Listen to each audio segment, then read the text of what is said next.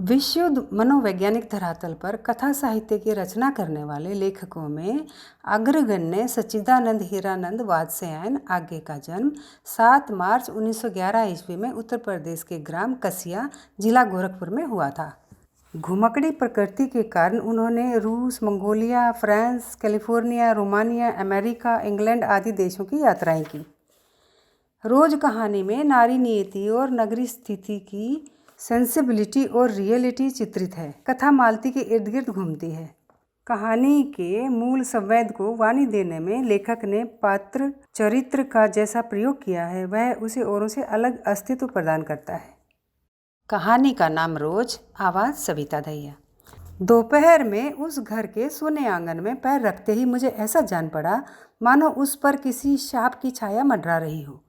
उसके वातावरण में कुछ ऐसा अकथ्य, असपृश्य, किंतु फिर भी बोझिल और प्रकंपमय और घना सा फैल रहा था। मेरी आहट सुनते ही मालती बाहर निकली। मुझे देखकर पहचानकर उसकी मुरझाई हुई मुख मुद्रा तनिक से मीठे विस्मय से जगी सी और फिर पूर्ववत वैसे हो गई। उसने कहा, आओ, और बिना उत्तर की प्रतीक्षा किए भीतर की ओर चली। मैं भी उसके पीछे हो लिया। भीतर पहुंचकर मैंने पूछा, वे यहाँ नहीं हैं? अभी आए नहीं, दफ्तर में हैं, थोड़ी देर में आ जाएंगे। कोई 1:30-2 बजे आया करते हैं। कब के गए हुए हैं? सवेरे उठते ही चले जाते हैं। मैं हूँ कर पूछने को हुआ, और तुम इतनी देर क्या करती हो? पर फिर सोचा, आते ही एकाएक प्रश्न ठीक नहीं है। मैं कमरे के चारों ओर देखने लगा। मालती एक पंखा उठा लाई और मुझे हवा करने लगी। मैंने आपत्ति करते हुए पूछा, नहीं, मुझे नहीं चाहिए। पर वह नहीं मानी। बोली, वाह, चाहिए कैसे नहीं? इतनी धूप में तो आए हो यहाँ। मैंने कहा, अच्छा लाओ, मुझे दे दो। वह शायद ना करने वाली थी, पर तभी दूसरे कमरे से शिशु के रोने की आवाज़ सुनकर उसने चुपचाप पंखा मुझे दे दिया और घुटनों पर हाथ टेक कर एक थकी हुई सी ऊँ करे उठी और भीतर चली गई। मैं उसके जाते हुए दुबले शरीर को देखकर सोचता रहा, ये क्या है? ये कैसी छाया सी इस घर पर छाई हुई है? मालती मेरी दूर के रिश्ते की बहन है, किंतु उसे सखी कहना ही उचित है, क्योंकि हमारा परस्पर संबंध सखे का ही रहा है। हम बचपन से इकट्ठे खेले हैं, इकट्ठे लड़े और पिटे हैं, और हमारी पढ़ाई भी बहुत सी इकट्ठे ही हुई है, और हमारे व्यवहार में सदा सखे की स्वेच्छा और स्वच्छंदता रही है। वह कभी भ्रातृत्व के या बड़े छोटेपन के बंधनों में नहीं घिरा। मैं आज कोई 4 वर्ष बाद उसे देखने आया हूँ। जब मैंने उसे इससे पूर्व देखा था तब वह लड़की ही थी। अब वह विवाहित है, एक बच्चे की माँ भी है। इससे कोई परिवर्तन उसमें आया होगा, और यदि आया होगा तो क्या, यह मैंने अभी तक देखा नहीं था। किंतु अब उसकी पीठ की ओर देखता हुआ मैं सोच रहा था, यह कैसी छाया इस पर छाई हुई है, और विशेषतया मालती पर। मालती बच्चे को लेकर लौट आई और फिर मुझसे कुछ दूर नीचे बिछी हुई दरी पर बैठ गई। मैंने अपनी कुर्सी घुमाकर उसकी ओर उन्मुख होकर पूछा, इसका नाम क्या है? मालती ने बच्चे की ओर देखते हुए उत्तर दिया, इसका नाम तो कोई निश्चित नहीं किया, वैसे टिट्टी कहते हैं। मैंने उसे बुलाया, टिट्टी, टिट्टी, आजा। वह अपनी बड़ी बड़ी आंखों से मेरी ओर देखता हुआ अपनी माँ से चिपट गया और रुआसा सा होकर कहने लगा, मालती ने फिर उसकी ओर एक नज़र देखा और फिर बाहर आंगन की ओर देखने लगी। काफ़ी देर मौन रहा। थोड़ी देर तक तो वह मौन आकस्मिक ही था, जिसमें मैं प्रतीक्षा में था कि मालती कुछ पूछे, किंतु उसके बाद एकाएक मुझे ध्यान हुआ मालती ने कोई बात ही नहीं की। यह भी नहीं पूछा कि मैं कैसा हूँ, कैसे आया, चुप बैठी है। क्या विवाह के 2 वर्ष में ही वह बीते दिन भूल गई, या अब मुझे दूर एक विशेष अंतर पर रखना चाहती है? क्योंकि यह निर्बाध स्वच्छंदता अब तो नहीं हो सकती, पर फिर भी ऐसा मौन जैसा अजनबी से भी नहीं होना चाहिए। मैंने कुछ खिन्न सा होकर दूसरी ओर देखते हुए कहा, जान पड़ता है तुम्हें मेरे आने से विशेष प्रसन्नता नहीं हुई। उसने एकाएक चौंक कर कहा, ये हूँ प्रश्न सूचक था, किंतु इसलिए नहीं कि मालती ने मेरी बात नहीं सुनी थी, केवल विस्मय के कारण। इसलिए मैंने अपनी बात दोहराई नहीं, चुप बैठा रहा। मालती कुछ बोली ही नहीं। तब थोड़ी देर बाद मैंने उसकी ओर देखा। वह एकटक मेरी ओर देख रही थी, किंतु मेरे उधर उन्मुख होते ही उसने आंखें नीची कर ली। फिर भी मैंने देखा, उन आँखों में कुछ विचित्र सा भाव था, मानो मालती के भीतर कहीं कुछ चेष्टा कर रहा हो किसी बीती हुई बात को याद करने की, किसी बिखरे हुए वायुमंडल को पुनः जगाकर गतिमान करने की, किसी टूटे हुए व्यवहार तंतु को पुनर्जीवित करने की, और चेष्टा में सफल न हो रहा हो। वैसे जैसे बहुत देर से प्रयोग में न लाए हुए अंग को व्यक्ति एकाएक उठाने लगे और पाए कि वह उठता ही नहीं है, चिर विस्मृति में मानो मर गया है। उतने क्षीण बल से यद्यपि वह सारा प्राप्य बल है, उठ नहीं सकता। मुझे ऐसा जान पड़ा मानो किसी जीवित प्राणी के गले में किसी मृत जंतु का तोल डाल दिया गया हो। वह उसे उतारकर फेंकना चाहे पर उतार न पाए। तभी किसी ने किवाड़ खटखटाए। मैंने मालती की ओर देखा पर वह हिली नहीं। जब किवाड़ दूसरी बार खटखटाए गए तब वह शिशु को अलग करके उठी और किवाड़ खोलने लगी। वे यानी मालती के पति आए। मैंने उन्हें पहली बार देखा था, यद्यपि फ़ोटो से उन्हें पहचानता था। परिचय हुआ। मालती खाना तैयार करने आंगन में चली गई और हम दोनों भीतर बैठ बातचीत करने लगे, उनकी नौकरी के बारे में, उनके बारे में, उस स्थान के बारे में और ऐसे अन्य विषयों के बारे में जो पहले परिचय पर उठा करते हैं। एक तरह का स्पर्शात्मक कवच बन सका। मालती के पति का नाम है महेश्वर। वह एक पहाड़ी गांव में सरकारी डिस्पेंसरी के डॉक्टर हैं। उसी हैसियत से इन क्वार्टरों में रहते हैं। प्रातःकाल 7 बजे डिस्पेंसरी चले जाते हैं और 1:30 या 2 बजे लौटते हैं। उसके बाद दोपहर भर छुट्टी रहती है। केवल शाम को 1-2 घंटे फिर चक्कर लगाने के लिए जाते हैं। डिस्पेंसरी के साथ के छोटे से अस्पताल में पड़े हुए रोगियों को देखने और अन्य जरूरी हिदायतें करने। उनका जीवन भी बिल्कुल एक निर्दिष्ट ढर्रे पर चलता है। नित्य वही काम, उसी प्रकार के मरीज, वही हिदायतें, वही नुस्खे, वही दवाइयाँ। वे स्वयं सताए हुए हैं और इसलिए और साथ ही इस भयंकर गर्मी के कारण वह अपने फुर्सत के समय में भी सुस्त ही रहते हैं। मालती हम दोनों के लिए खाना ले आई। मैंने पूछा, तुम नहीं खाओगी या खा चुकी? महेश्वर बोले कुछ हंसकर, वह पीछे खाया करती हैं। पति 2:30 बजे खाना खाने आते हैं, इसलिए पत्नी 3 बजे तक भूखी बैठी रहेगी। महेश्वर खाना आरंभ करते हुए मेरी ओर देखकर बोले, आपको तो खाने का मज़ा ही क्या आएगा, ऐसे बेवक्त खा रहे हैं।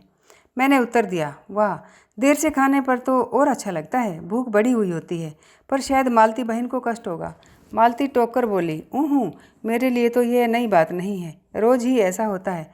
मालती बच्चे को गोद में लिए हुए थी। बच्चा रो रहा था पर उसकी ओर कोई भी ध्यान नहीं दे रहा था। मैंने कहा, ये रोता क्यों है? मालती बोली, हो ही गया है चिड़चिड़ा सा, हमेशा ही ऐसा रहता है। फिर बच्चे को डांट कर कहा, चुप कर, जिससे वह और भी रोने लगा। मालती ने भूमि पर बैठा दिया और बोली, अच्छा ले, रो ले, और रोटी लेने आंगन की ओर चली गई। जब हमने भोजन समाप्त किया तब 3 बजने वाले थे।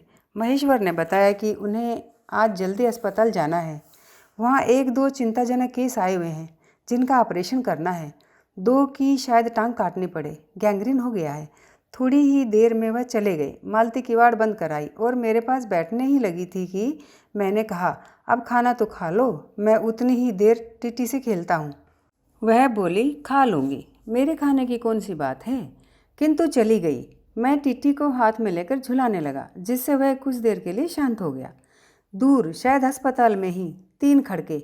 एकाएक मैं चौंका। मैंने सुना मालती वहीं आंगन में बैठी अपने आप ही लंबी सी सांस के साथ कह रही है, 3 बज गए, मानो बड़ी तपस्या के बाद कोई कार्य संपन्न हो गया हो।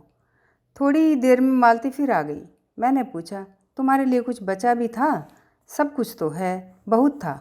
हाँ, बहुत था, भाजी तो सारी मैं ही खा गया था, वहाँ बचा कुछ होगा नहीं।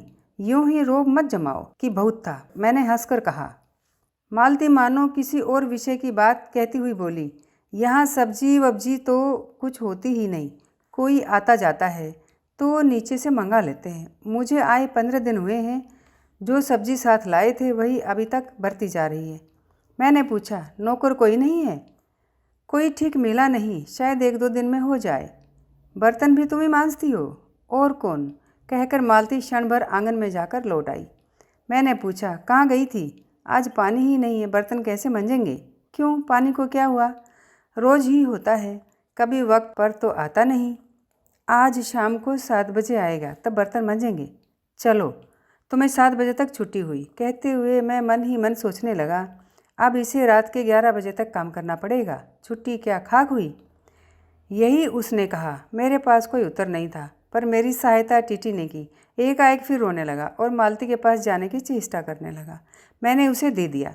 थोड़ी देर फिर मौन रहा। मैंने जेब से अपनी नोटबुक निकाली और पिछले दिनों के लिखे हुए नोट देखने लगा। तब मालती को याद आया कि उसने मेरे आने का कारण तो पूछा नहीं और बोली, यहाँ आए कैसे? मैंने कहा ही तो। अच्छा, अब याद आया, तुमसे मिलने आया था। और क्या करने? तो 2-1 दिन रहोगे न? नहीं, कल चला जाऊंगा, ज़रूरी जाना है। मालती कुछ नहीं बोली, कुछ खिन्न सी हो गई। मैं फिर नोटबुक की तरफ देखने लगा। थोड़ी देर बाद मुझे भी ध्यान आया, मैं आया तो हूँ मालती से मिलने, किंतु यहाँ वह बात करने को बैठी है और मैं पढ़ रहा हूँ। पर बात भी क्या की जाए? मुझे ऐसा लग रहा था कि इस घर पर जो छाया घिरी हुई है वह अज्ञात रहकर भी मानो मुझे ही वश कर रही है। मैं भी वैसा ही नीरस निर्जीव सा हो रहा हूँ, जैसे ये घर, जैसे मालती। मैंने पूछा, तुम कुछ पढ़ती लिखती नहीं? मैं चारों ओर देखने लगा कि कहीं किताबें दिख पड़ें। यहाँ कहकर मालती थोड़ा सा हंस दी। वह हंसी कर रही थी। यहाँ पढ़ने को है क्या? मैंने कहा, अच्छा, मैं वापस जाकर ज़रूर कुछ पुस्तकें भेजूँगा। और वार्तालाप फिर समाप्त हो गया। थोड़ी देर बाद मालती ने पूछा, आए कैसे हो? लारी में? पैदल? इतनी दूर? बड़ी हिम्मत की। आखिर तुमसे मिलने आया हूँ। ऐसे ही आए हो? नहीं, कुली पीछे आ रहा है सामान लेकर। मैंने सोचा बिस्तर ले ही चलूँ। अच्छा किया। यहाँ तो बस कहकर मालती चुप रह गई। फिर बोली, अब तुम थके होगे, लेट जाओ। नहीं, बिल्कुल नहीं थका। रहने भी दो, थके नहीं हैं। भला थके हैं और तुम क्या करोगी? मैं बर्तन मांज रखती हूँ, पानी आएगा तो धुल जाएंगे। मैंने कहा, वाह, क्योंकि और कोई बात मुझे सूझी नहीं। थोड़ी देर में मालती उठी और चली गई, टीटी को साथ लेकर। तब मैं भी लेट गया और छत की ओर देखने लगा। मेरे विचारों के साथ आंगन से आती हुई बर्तनों के घिसने की खन खन ध्वनि मिलकर एक विचित्र स्वरता उत्पन्न करने लगी, जिसके कारण मेरे अंग धीरे धीरे ढीले पड़ने लगे। मैं ऊँगने लगा। एकाएक वह एक स्वरता टूट गई, मौन हो गया। इससे मेरी तंद्रा भी टूटी। मैं उस मौन में सुनने लगा। 4 खड़क रहे थे और इसी का पहला घंटा सुनकर मालती रुक गई थी। वही 3 बजे वाली बात मैंने फिर देखी। अब की और बार से उग्र रूप में मैंने सुना, मालती एक बिल्कुल अनैच्छिक, अनुभूतिहीन, नीरस यंत्रवत, वह भी थके हुए यंत्र की भांति स्वर में कह रही है, 4 बज गए। मानो इस अनैच्छिक समय को गिनने गिनने में ही उसका मशीन तुल्य जीवन बीता हो। वैसे ही जैसे मोटर का स्पीडोमीटर यंत्रवत फासला नापता जाता है और यंत्रवत विश्रांत स्वर में कहता है, किससे कि मैंने अपने अमित शून्य पथ का इतना अंश तय कर लिया। न जाने कब कैसे मुझे नींद आ गई। तब 6 कभी के बज चुके थे जब किसी के आने की आहट से मेरी नींद खुली और मैंने देखा कि महेश्वर लौट आए हैं और उनके साथ ही बिस्तर लिए हुए मेरा कुली। मैं मुंह धोने को पानी मांगने को ही था कि मुझे याद आया, पानी नहीं होगा। मैंने हाथों से मुंह पोंछते पोंछते महेश्वर से पूछा, आपने बड़ी देर की? उन्होंने किंचित ग्लानि भरे स्वर में कहा, हाँ, आज वहाँ गैंग्रीन का ऑपरेशन करना ही पड़ा। एक कर आया हूँ, दूसरे को एम्बुलेंस में बड़े अस्पताल भिजवा दिया। मैंने पूछा, गैंग्रीन कैसे हो गया? एक कांटा चुभा था, उसी से हो गया। बड़े लापरवाह लोग रहते हैं यहाँ के। मैंने पूछा, यहाँ आपको केस अच्छे मिल जाते हैं? आपके लिहाज से नहीं, डॉक्टरी के अभ्यास के लिए। बोले, हाँ, मिल ही जाते हैं। यही गैंग्रीन हर दूसरे चौथे दिन एक केस आ जाता है, नीचे बड़े अस्पतालों में भी। मालती आंगन से ही सुन रही थी, अब आ गई। बोली, हाँ, केस बनते देर क्या लगती है? कांटा चुभा था, इस पर टांग काटनी पड़े। ये भी कोई डॉक्टरी है? हर दूसरे दिन किसी की टांग, किसी की बाह काट आते हैं। इसी का नाम है अच्छा अभ्यास। महेश्वर हंस कर बोले, न काटे तो उसकी जान गंवाए।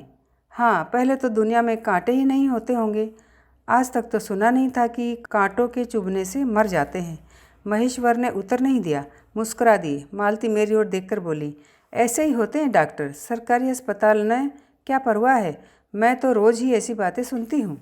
अब कोई मर मुर जाए तो ख्याल ही नहीं होता। पहले तो रात रात भर नींद नहीं आया करती थी। तभी आंगन से खुले हुए नल ने कहा, टिप टिप टिप टिप टिप। मालती ने कहा, पानी, और उठकर चली गई।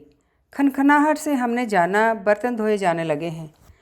टिट्टी महेश्वर की टांगों के सहारे खड़ा और मेरी ओर देख रहा था। अब एकाएक उन्हें छोड़कर मालती की ओर खिसकता हुआ चला। महेश्वर ने कहा, उधर मत जा, और उसे गोद में उठा लिया। वह मचलने और चिल्ला चिल्लाकर रोने लगा। महेश्वर बोले, अब रो रो कर सो जाएगा, तभी घर में चैन होगा। मैंने पूछा, आप लोग भीतर ही सोते हैं? गर्मी तो बहुत होती है। होने को तो मच्छर भी बहुत होते हैं, पर ये लोहे के पलंग उठाकर बाहर कौन ले जाए? अब के नीचे जाएंगे तो चारपाइयाँ ले आएंगे। फिर कुछ रुककर बोले, आज तो बाहर ही सोएंगे, आपके आने का इतना लाभ ही होगा। टीटी अभी तक रोता ही जा रहा था। महेश्वर ने उसे एक पलंग पर बिठा दिया और पलंग बाहर खींचने लगे। मैंने कहा, मैं मदद करता हूँ, और दूसरी ओर से पलंग उठाकर बाहर निकलवा दिए। अब हम तीनों, महेश्वर, टिड्डी और मैं, 2 पलंगों पर बैठ गए और वार्तालाप के लिए उपयुक्त विषय न पाकर उस कमी को छुपाने के लिए टिट्टी से खेलने लगे। बाहर आकर वह चुप हो गया, किंतु बीच बीच में जैसे एकाएक कोई भूला हुआ कर्तव्य याद करके रो उठता था और फिर एकदम चुप हो जाता था, और कभी कभी हम हंस पड़ते थे या महेश्वर उसके बारे में कुछ बात कह देते थे। मालती बर्तन धो चुकी थी। जब वह उन्हें लेकर आंगन के एक और रसोई के छप्पर की ओर चली, तब महेश्वर ने कहा, थोड़े से आम लाया हूँ, वह भी धो लेना। कहाँ हैं? अंगीठी पर रखे हैं, कागज़ में लिपटे हुए। मालती ने भीतर जाकर आम उठाए और अपने आंचल में डाल लिए। जिस कागज़ में वे लिपटे हुए थे वह किसी पुराने अखबार का टुकड़ा था। मालती चलती चलती संध्या के उस क्षीण प्रकाश में उसी को पढ़ती जा रही थी। वह नल के पास जा खड़ी उसे पढ़ती रही। जब दोनों ओर पढ़ चुकी तब एक लंबी सांस लेकर उसे फेंक कर आम धोने लगी। मुझे एकाएक याद आया, वह बहुत दिनों की बात थी, जब हम अभी स्कूल में भर्ती हुए ही थे, जब हमारा सबसे बड़ा सुख, सबसे बड़ी विजय थी हाजिरी हो चुकने के बाद चोरी से क्लास से निकल भागना और स्कूल से कुछ दूरी पर आम के बगीचे में पेड़ों पर चढ़कर कच्ची आमियाँ तोड़ तोड़ कर खाना। मुझे याद आया, कभी जब मैं भाग आता और मालती नहीं आ पाती थी तब मैं खिन्न मन लौट जाया करता था। मालती कुछ नहीं पढ़ती थी, उसके माता पिता तंग थे। एक दिन उसके पिता ने उसे एक पुस्तक लाकर दी और कहा कि इसके 20 पेज रोज़ पढ़ा करो। हफ्ते भर बाद मैं देखूं कि इसे समाप्त कर चुकी हो, नहीं तो मार मार कर चमड़ी उधेड़ दूंगा। मालती ने चुपचाप किताब ले ली, पर क्या उसने पढ़ी? वह नित्य ही उसके 10 पन्ने 20 पेज फाड़कर फेंक देती, अपने खेल में किसी भांति फर्क न पड़ने देती। जब 8वें दिन उसके पिता ने पूछा, किताब समाप्त कर ली? तो चुप खड़ी रही। पिता ने फिर कहा तो उद्दत स्वर में बोली, किताब मैंने फाड़कर फेंक दी है, मैं नहीं पढ़ूंगी। उसके बाद वह बहुत पिटी, पर वह अलग की बात है। इस समय मैं यही सोच रहा था कि वही उद्दत और चंचल मालती आज कितनी सीधी हो गई है, कितनी शांत, और एक अखबार के टुकड़े को तरसती है। ये क्या? यह तभी महेश्वर ने पूछा, रोटी कब बनेगी? बस अभी बनाती हूँ। पर अब की बार जब मालती रसोई की ओर चली तब टिट्टी की कर्तव्य भावना बहुत विस्तीर्ण हो गई। वह मालती की ओर हाथ बढ़ाकर रोने लगा और नहीं माना, नहीं माना। मालती उसे भी गोद में लेकर चली गई। रसोई में बैठकर एक हाथ से थपकाने और दूसरे हाथ से कई एक छोटे छोटे डिब्बे उठाकर अपने सामने रखने लगी, और हम दोनों चुपचाप रात्रि की और भोजन की और एक दूसरे के कुछ कहने की और न जाने किस किस न्यूनता की पूर्ति की प्रतीक्षा करने लगे। हम भोजन कर चुके थे और बिस्तरों पर लेट गए थे और टीटी सो गया था। मालती अपने पलंग के एक ओर मोज जामा बिछाकर उसे उस पर लिटा गई थी। वह सो गया था, पर नींद में कभी कभी चौंक उठता था। एक बार तो उठकर बैठ भी गया था, पर तुरंत ही लेट गया। मैंने महेश्वर से पूछा, आप तो थके होंगे, सो जाइए। वह बोले, थके तो आप अधिक होंगे, 18 मील पैदल चलकर आए हैं। किंतु उनके स्वर में मानो जोड़ दिया, थका तो मैं भी हूँ। मैं चुप रहा। थोड़ी देर में किसी अपर संज्ञा ने मुझे बताया वे ऊँघ रहे हैं। तब लगभग 10:30 बजे थे। मालती भोजन कर रही थी। मैं थोड़ी देर मालती की ओर देखता रहा। वह किसी विचार में, यद्यपि बहुत गहरे विचार में नहीं, लीन हुई धीरे धीरे खाना खा रही थी। फिर मैं इधर उधर खिसक कर पलंग पर आराम से होकर आकाश की ओर देखने लगा। पूर्णिमा थी, आकाश अनभ्र था। मैंने देखा उस सरकारी क्वार्टर की दिन में अत्यंत शुष्क और नीरस लगने वाली स्लेट की छत की स्लेटें भी चांदनी में चमक रही हैं, अत्यंत शीतलता और स्निग्धता से छलक रही हैं, मानो चंद्रिका उन पर से बहती हुई आ रही हो, झर रही हो। मैंने देखा पवन में चीड़ के वृक्ष, गर्मी से सूख मटमैले हुए चीड़ के वृक्ष धीरे धीरे गा रहे हों, और कोई राग जो कोमल है किंतु करुण नहीं, अशांति में है किंतु उद्वेग में नहीं। मैंने देखा प्रकाश के धुंधले नीले आकाश के तट पर जो चमगादड़ नीरव उड़ान से चक्कर काट रहे हैं वे भी सुंदर दिखते हैं। मैंने देखा दिन भर तपन, अशांति, थकान, दाह पहाड़ों में ये भाप की नाई उठाकर वातावरण के खोए जा रहे हैं और ऊपर से एक कोमल, शीतल, सम्मोहक आह्लाद सा बरस रहा है, जिसे ग्रहण करने के लिए पर्वत शीशों ने अपनी चीड़ वृक्ष रूपी भुजाएं आकाश की ओर बढ़ा रखी हैं। पर यह सब मैंने ही देखा, अकेले मैंने। महेश्वर ऊँघ रहे थे और मालती उस समय भोजन से निर्वृत्त होकर दही जमाने के लिए मिट्टी का बर्तन गर्म पानी से धो रही थी और कह रही थी, अभी छुट्टी हुई जाती है और मेरे कहने पर ही कि 11 बजने वाले हैं। धीरे से सिर हिलाकर जता रही थी कि रोज़ ही इतने बज जाते हैं। मालती ने वह सब कुछ नहीं देखा। मालती का जीवन अपनी रोज़ की नियम गति से बहा जा रहा था और एक चंद्रमा की चंद्रिका के लिए, एक संसार के सौंदर्य के लिए रुकने को तैयार नहीं था। चांदनी में शिशु कैसा लगता है, इस अलस जिज्ञासा से मैंने टिटी की ओर देखा और वह एकदम मानो किसी शैशवोचित वामता से उठा और खिसक कर पलंग के नीचे गिर पड़ा और चिल्ला चिल्लाकर रोने लगा। महेश्वर ने चौंक कर कहा, क्या हुआ? मैं झपट कर उसे उठाने दौड़ा। मालती रसोई से बाहर निकल आई। मैंने उस खट शब्द को याद करके धीरे से करुण भरे स्वर में कहा, चोट बहुत लग गई बेचारे को। यह सब मानो एक ही क्षण में, एक ही क्रिया की गति में हो गया। मालती ने रोते हुए शिशु को मुझसे लेने के लिए हाथ बढ़ाते हुए कहा, इसके चोटें लगती ही रहती हैं, रोज़ ही गिर पड़ता है। एक छोटे क्षण भर के लिए मैं स्तब्ध हो गया।